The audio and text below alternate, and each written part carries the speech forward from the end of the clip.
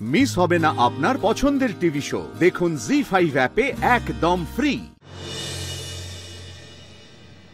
সাথী, তুই এখনো অবধি কিচ্ছু খাসনি। নে একটু দুধ খেয়ে নে। আমি জানি মা তুই খুব চিন্তায় আছিস, কিন্তু কিছু না খেলে তোর সব সমস্যা তো আর মিটে যাবে না, তাই না? হ্যাঁ, নে একটুখানি দুধ খেয়ে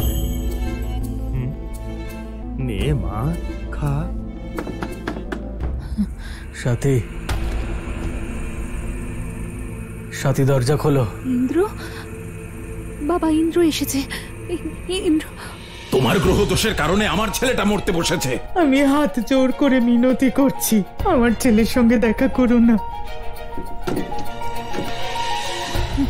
সাথী, সাথী দরজা খোলো।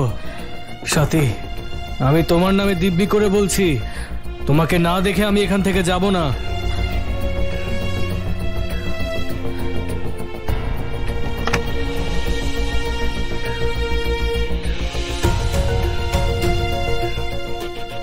সাথী,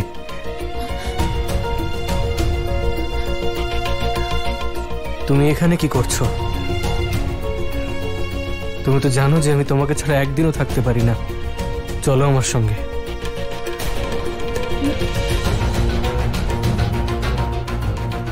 কি হলো?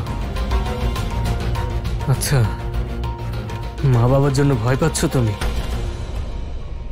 আরে তুমি ওনাদের নিয়ে চিন্তা করো না, আমি সব সামলে নেব। তুমি শুধু চলো আমার সঙ্গে। বাবা তুমি ইন্দ্রকে বলো যেন হাসপাতালে ফিরে যায়। আমি তোমার সঙ্গে কথা বলতে এসেছি সাথী। হাসপাতালে গেলে তোমাকে সাথে নিয়ে যাব। আরে ওইদিকে বৌদি আর রিঙ্কি তোমার নামে না জানি কত কি কথা বলছে। বলছে যে তুমি জেনে বুঝে তোমার বাপের বাড়িতে চলে এসেছো।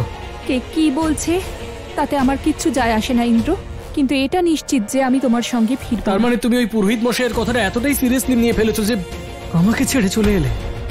আরে এইসব গ্রহ টহর জন্য না, যা হয়েছে সেটা শুধু একটা দুর্ঘটনা। আর যদি তুমি ওইভাবে বেরিয়ে না আসতে তাহলে কি আমি বাইরে আসতাম? তাহলে এই দুর্ঘটনা আমার জন্যই হয়েছে, এটা তো তুমি মানো ইন্দ্র? একেবারেই মানি না, আর না কোনোদিন মানবো। যখন আমি এইসব গ্রহের বিষয় নিয়ে ভাবছি না, তখন তুমি কেন ভাবছো? ইন্দ্র সোজা কথা শুনবে না, আমায় অন্য কিছু একটা করতে হবে, তবেই ও যাবে এখান থেকে। দাঁড়িয়ে আছো কেন? চলো।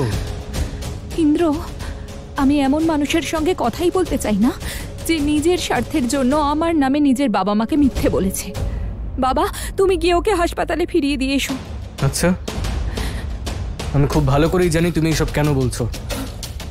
বন্ধ করো এই ফালতু অজুহাত দেওয়া। আমি কোনো অজুহাত দিচ্ছি না ইন্দ্র, বললাম তো যে আমি তোমার সঙ্গে কথা বলতে চাই না। জামাই বাবাজি চলো, আমি তোমায় হাসপাতালে পৌঁছে দিই। বাবা আমি কোথাও যাব না। সাথী,